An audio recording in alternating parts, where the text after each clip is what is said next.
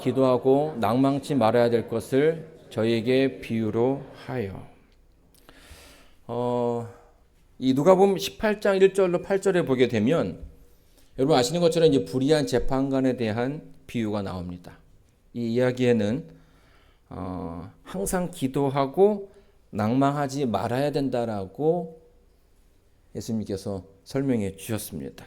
그리고 그것을 위해서 하나의 비유를 말씀해 주셨죠. 기도하면서 낭망하지 말라고 말씀하시는 이유가 뭘까요?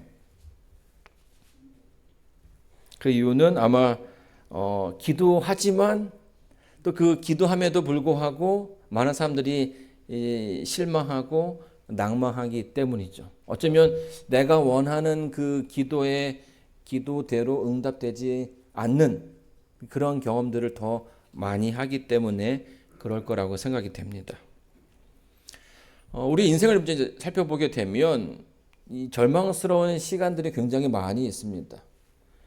우리가 가지고 있는 이 성경도 이 거룩한 책이라고 이야기하지만 실제로 이 안에 있는 내용들을 이렇게 살펴보게 되면 인간의 많은 어떤 그런 죄된 모습과 나쁜 모습들이 굉장히 많이 담겨져 있죠. 또 아픔과 또 슬픔이 담겨져 있는 것입니다. 우리가 우리의 인생을 즐겁고 행복하기를 바라지만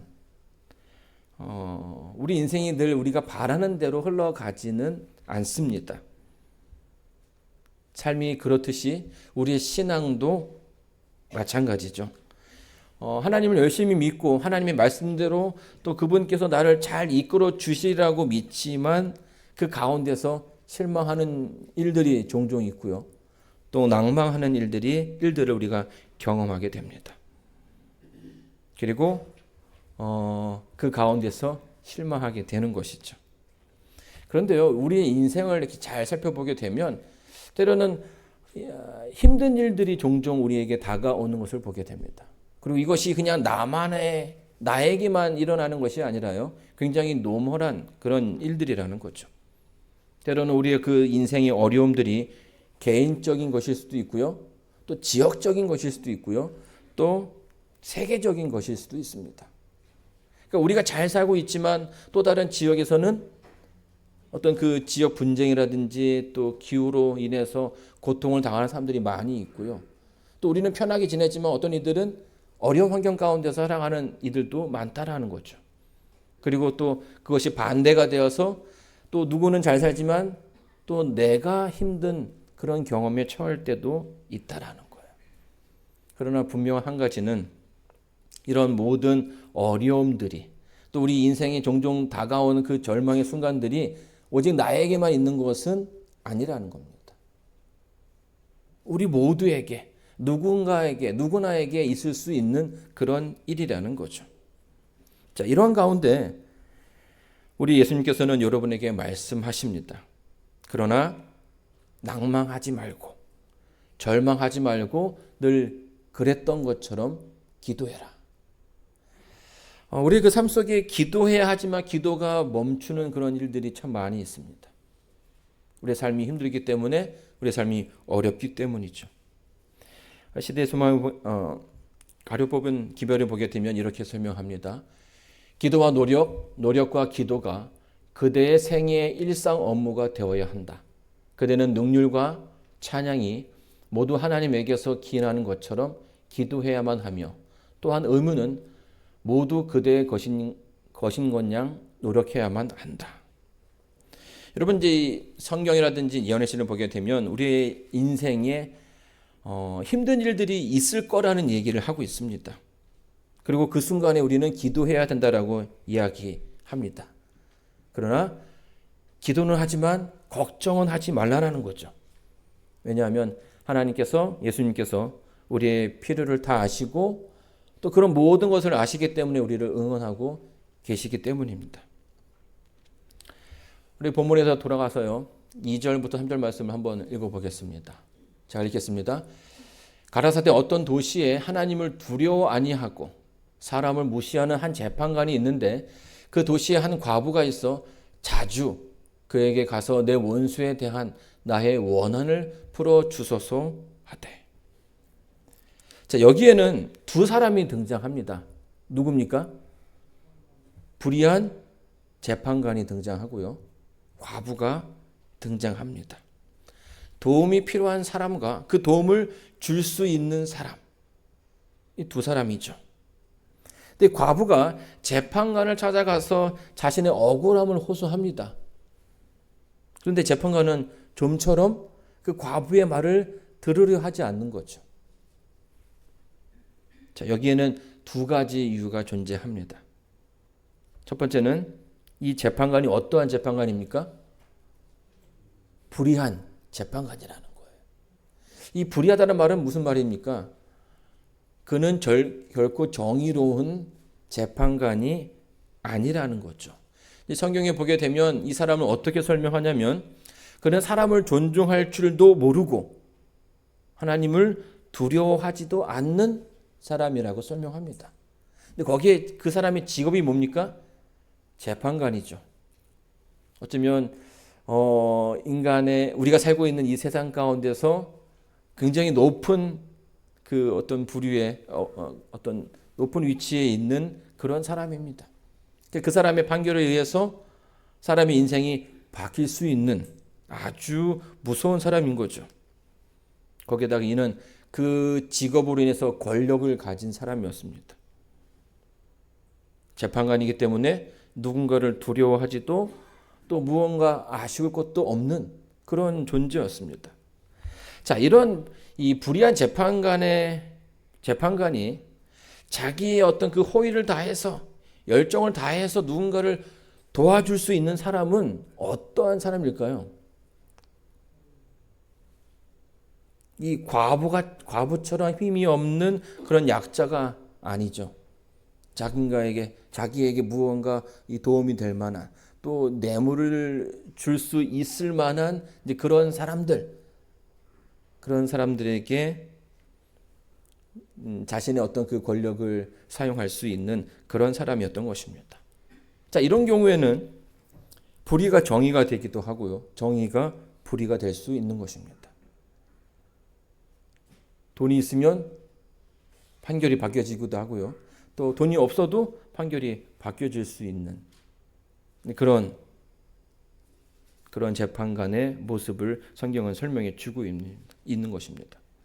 자, 두 번째로 이 상황이 굉장히 어려운 두 번째 이유는 그 기도를 하고 있는 그에게 정의를 구하는 사람이 누구라는 것이에요? 과부라는 것입니다. 이 과부는요, 이스라엘 역사에서 소외받는 부류에 속해 있습니다. 여러분 아시는 것처럼 성경에서 이 과부와 고아는 어떠한 인물들입니까? 사회에서 대우받지 못하는 사람들인 것입니다. 전통적으로 가부장 제도에 있었던 이스라엘 백성의 그 문화를 보게 되면 어떤 그 가족의 일을 대변하기 위해선 항상 그 가장이 그 일들을 맡았습니다. 그런데 여자들은 그 일에 해당할 수가 없는 거죠. 또 고아들도 그 일을 감당할 수가 없는 것입니다. 자신의 어떤 그런 어려운 입장을 남에게 이야기할 위치조차 되지 않는 것이에요. 자, 그렇기 때문에 이 과부와 고아들의 어떤 호소는 너무나 쉽게 묵살이 되고요. 누구도 그들의 어떤 그 편의를 봐주지 않는 것입니다. 자, 그런데 지금 이 재판관 앞에서 구하는 그 사람이 누구라는 것입니까? 과부라는 것이에요. 자, 더군다나 이 과부는요, 재판관의 친척도 아니고요, 친구도 아닙니다. 그리고 이 불의한 재판관이 좋아할 만한 뇌물을 줄 수 있는 그러한 넉넉한 가정이 아니었다라는 거죠. 아무리 살펴봐도요, 이 재판관이 이 여인의 그 요구를 들어줄 만한 이유가 딱히 없는 것입니다. 불의한 재판관이 과부의 말을 들을 만한 이유가 없는 거죠. 이 영어에 보게 되면 여기에 get justice라는 그런 말이 나왔습니다. 뭘 구하겠는 거예요? 재판관에게 가서 정의를 구하는 겁니다. 근데 이 재판관은 어떤 재판관이에요? 불의한 재판관. 여러분, 불의한 재판관에게 정의를 구한다.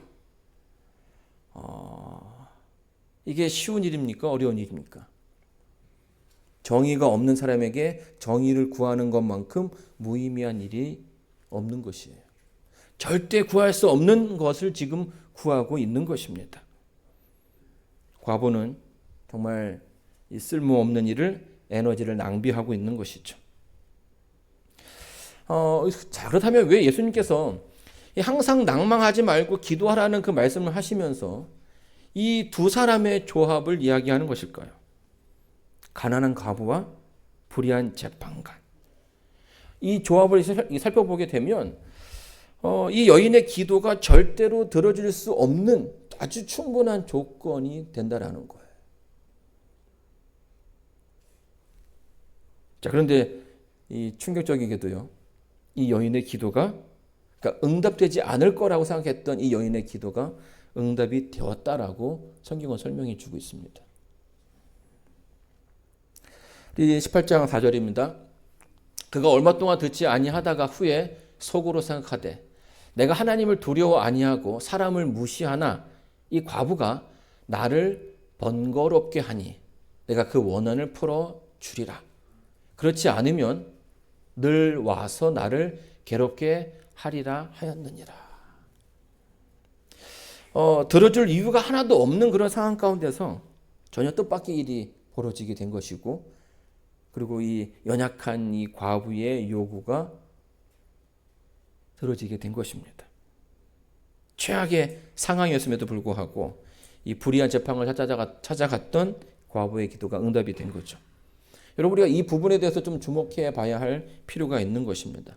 그리고 이 부분에서 예수님께서 왜 우리의 기도가 계속 이어져야 하는지에 대한 설명을 해주고 있는 거죠. 그리고 이 본문을 통해서 예수님께서는 이 마지막 시대에 기도하고 있는 당신의 그 백성들을 응원하고 계십니다. 여러분, 생각해 보시기 바랍니다. 기도하고 감사하는 일이 많을까요? 기도하고 절망하는 일이 많을까요? 우리의 어떤 그 짧은 인생을 보게 되면 기도하고 실망하는 경우들이 더 많이 있는 것처럼 보입니다.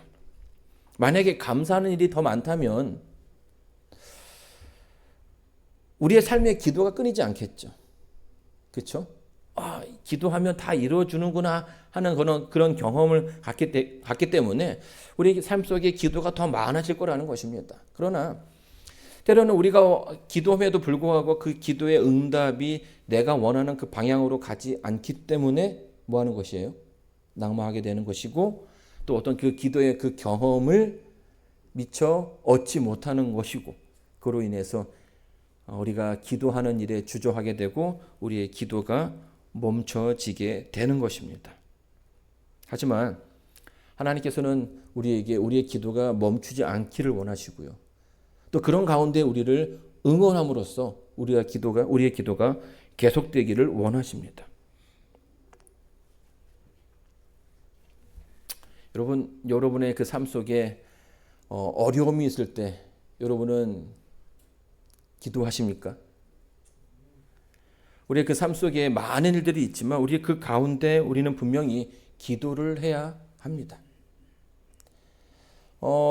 먹구름이 우리 인생 가운데 이렇게 몰려온다 할지라도 우리는 이성적으로는 그 뒤에 분명히 해가 있다라는 사실을 알지만 그 먹구름에 우리의 어떤 모든 시선을 빼앗기는 바람에 그 앞에서 낭망하게 되고 절망하게 되는 것이죠. 그리고 하나님을 믿는 그 믿음이 흔들릴 때가 너무나 많다라는 것입니다.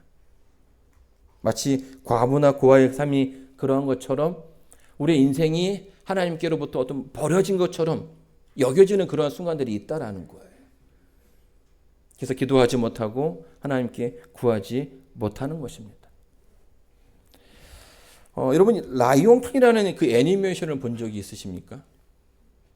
거기에 보게 되면 그 정글의 왕이었던 그 사자의 아들이 태어났는데요. 뭐 삼촌의 어떤 그런 그 반란에 의해서 다른 곳으로 쫓겨나게 됩니다. 근데 거기에 이 주인공이 된 심바가 자신의 인생을 즐깁니다. 그냥 뭐 여러분 아시는 것처럼 하쿠나 마타타 이렇게 노래를 부르면서 인생이 될 대로 되겠지, 모두가 다 잘 될 거라는 그런 생각으로 살아갑니다. 그게 마냥 좋은 그의 그 인생이었죠. 자, 그런데 어느 날 갑자기 예전에 함께 지냈던 그 여자친구가 찾아오면서 그 인생이 바뀌게 되는 거예요. 그리고 다시금 정글로 돌아가자고 했을 때에 이 신바가 굉장히 주저합니다. 상대는 자기가 이길 수 없을 것 같은 그런 적이 있는 거고요. 그에 비해서 자신의 모습은 너무나 초라한 것입니다.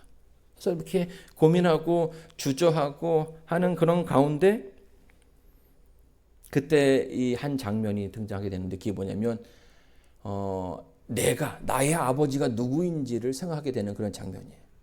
그리고 내가 누구의 아들인가를 떠올리게끔 하는 장면이었다라는 거죠. 이 신바가 내 아버지가 누구인지, 내가 누구의 아들인지를 깨닫게 된 후부터 그의 인생이 달라지게 됩니다.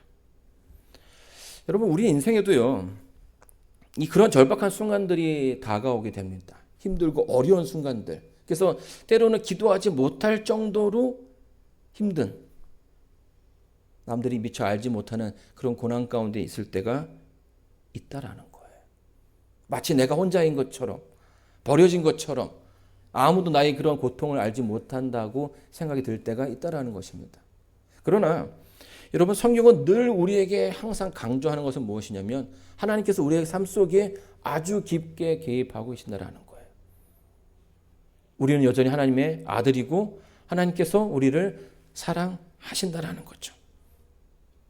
예수님께서는요, 그 제자들의 그 삶을 보시면서도 그들이 그 제자들의 삶 속에 분명한 어려움이 있을 것을 아셨지만 그 가운데서 낭망하지 않게 되기를 원하셨습니다. 더욱더 기도하라고 얘기하신 거예요. 낙심하지 말고 기도해라.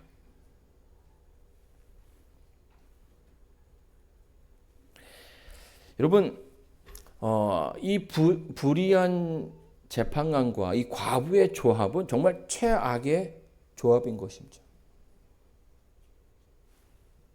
가끔씩 이제 그 의사들이요, 수술을 앞둔 의사들이 하는 말이 있습니다. 어떤 말들을 주로 합니까? 최악의 상황에 대해서 얘기를 하죠.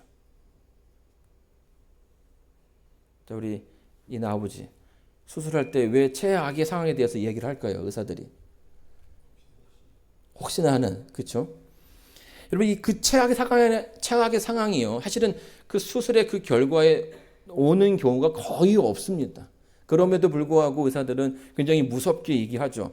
이럴 수도 있습니다. 이렇게 갈 수도 있습니다. 라고 이야기를 합니다.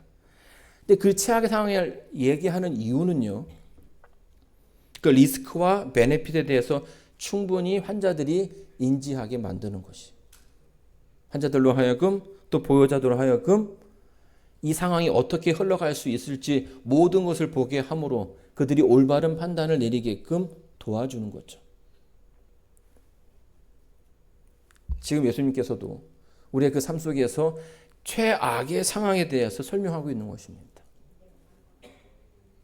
그러나 예수님께서 이 최악의 조합에 대해서 이야기하는 이유는요, 예수님의 그 말이 기도하는 사람에게 심리적인 부담을 주기 위함이 아니라 우리에게 오히려 그것을 통해서 우리를 위로하시기를 원하기 때문이에요.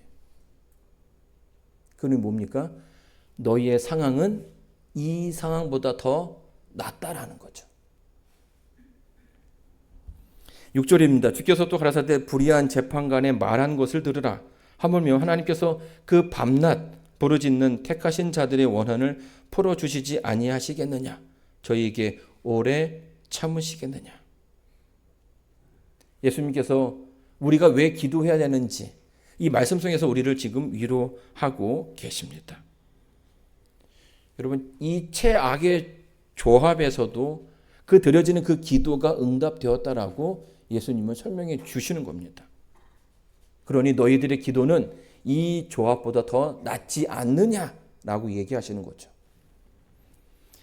첫 번째, 우리는요, 성경에 보게 되면은 우리는 하나님께로부터 대우받지 못하는 존재가 아니라 우리는 택한 족속이라고, 택한 백성이라고 성경은 설명해 주고 있습니다. 여기 실문 교훈에 보게 되면 한 영혼의 가치를 누가 능히 평가할 수 있겠느냐.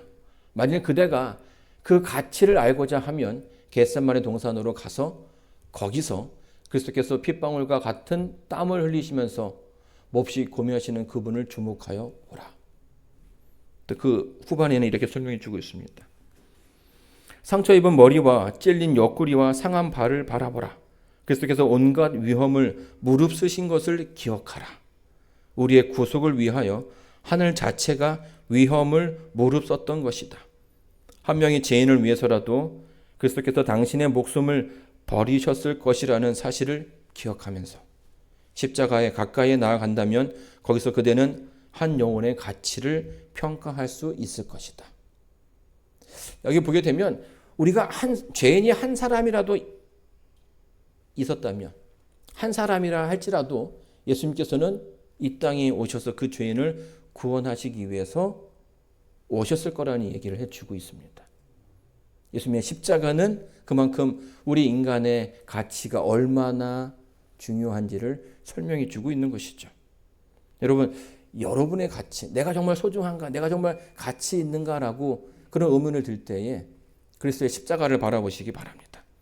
그럼 우리의 기도가 훨씬 더 진지해질 것입니다. 자, 두 번째는요, 우리의 그 기도를 들으시는 분이 불의한 재판관이 아니시라는 거예요.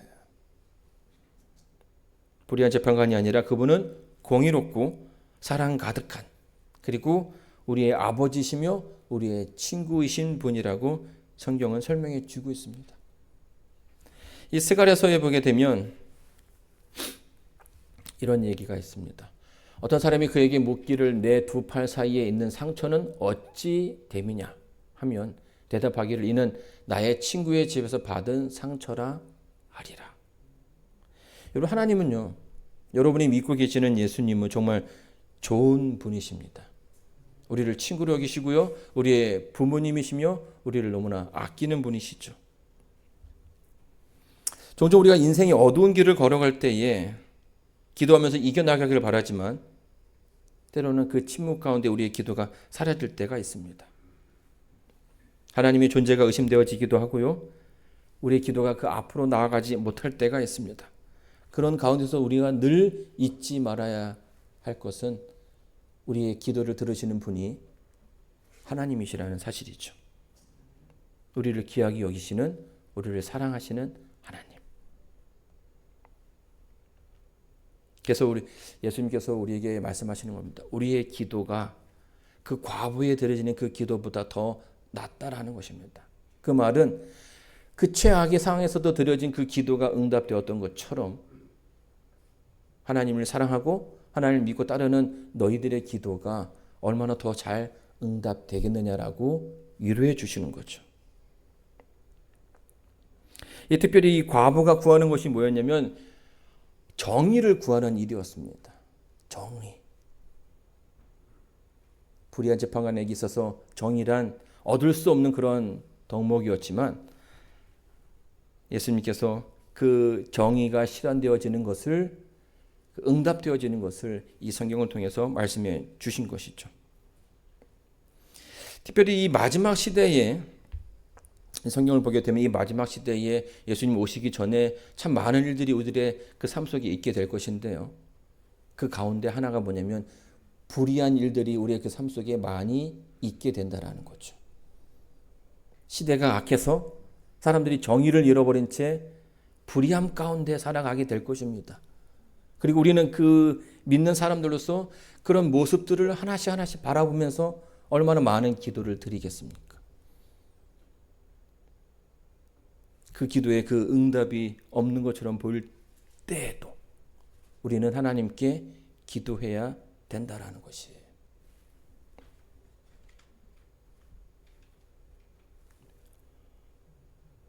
누가복음 18장 마지막 절에 8절에 보게 되면 내가 너희에게 이르노니 속히 그 원한을 풀어 주시리라. 그러나 인자가 올 때 세상에서 믿음을 보시겠느냐 하시니라. 여러분, 예수님께서 초림하실 때에 예수님의 그 초림을 맞이했던 사람들이 많지 않습니다. 이스라엘 백성들이 그 이스라엘 백성들 가운데서 예수님께서 탄생하셨지만 또 당연히 그들 가운데 훌륭한 믿음이 있을 걸 생각했지만 예수님의 초림을 영접한 사람들이 많지 않았죠. 이런 모습은 예수님의 그 재림의 때에도 고스란히 재현이 될 것입니다. 왜냐하면 그때도 똑같은 상황이 일어날 것이기 때문이죠. 재림하기 전에도 이 극기의 불의함에도 불구하고 수많은 믿는 사람들이 어려움을 당하게 될 것입니다. 그런데 그때 그 드려지는 그 기도에 대한 하나님께서 그 기도에 대해서 응답해 주실 거라고 분명히 얘기해 주고 있는 것이죠. 내가 그 원한을 풀어 주시리라. 사랑하는 성도 여러분, 이 각시대 대장투에 보게 되면 이렇게 설명해 주고 있습니다. 아무도 기도 없이는 하루 혹은 한 시간도 안전하지 못하다. 우리 인생의 일상이 변한다 할지라도 우리의 삶 속에서 기도는 멈춰서는 안 되는 것입니다. 누구보다 예수님께서 그 기도의 능력에 대해서 확신하셨고 예수님께서 몸소 실천을 보이셨고 또 그것을 제자들에게 가르쳐 주셨습니다. 그 말은 그것이 그 기도가 우리의 그 삶 속에서도 반드시 필요하다는 이야기이시. 예수님께서 우리에게 항상 기도하고 낙심하지 말라고 권면하고 계십니다. 매 순간 우리가 그분의 인도하심을 받는다는 사실을 기억하셔야 된다는 거죠. 사랑하는 성도 여러분, 때로는 우리의 삶 속에 기도하지 못할 만한 그런 상황에 있다 할지라도 이 불의한 재판관의 그 비유를 통해서 여러분 위로를 받으시길 바랍니다. 남들은 이해하지 못하지만 세상은 이해하지 못하지만 하나님께서는 아시고 누구보다 우리의 그 기도에 귀 기울이신다는 사실을 기억하시면서 이 세상 가운데서 승리하시는 저와 여러분 되길 바라면서 말씀을 마치겠습니다.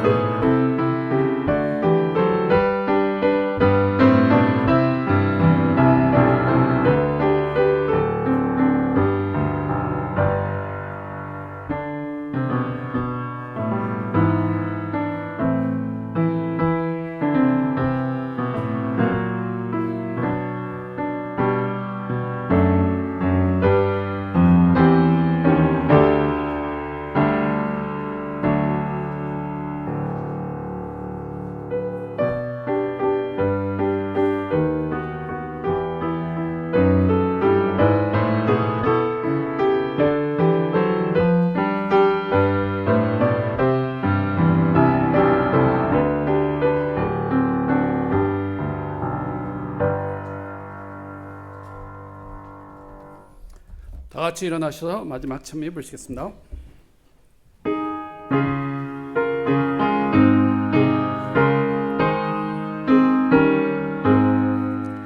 늘 함께 하소서 내 주 예수 한없는 평강을 늘 주소서 늘 함께 하소서 함께 하소서 나 주께 나가오니 복 주소서 늘 함께 하소서 내게 오사 저와 귀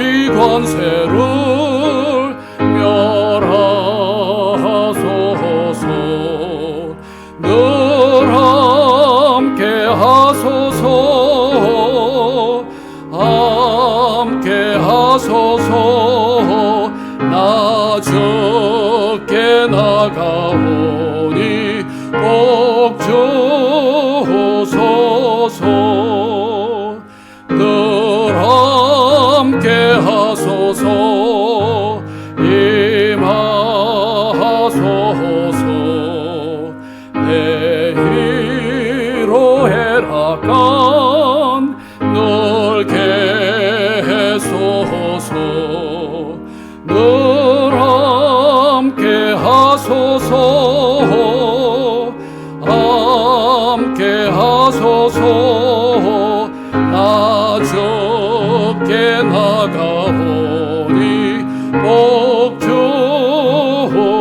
주소서 늘 함께 하소서 이 먼 바다 주님의 것으로 전하소서 늘 함께 하소서 함께 하소서 나 적게 나가오니 복 주소서 이제는 아버지 하나님의 사랑과 예수님의 은혜와 성령 하나님의 감화 감동하심이 이 자리에 고개 숙인 우리 성도님들과 또 함께 방송으로 예배드리는 모든 분들에게 이제부터 영원까지 함께하여 주시옵기를 사랑을 하신 예수님 이름으로 기도드리옵니다.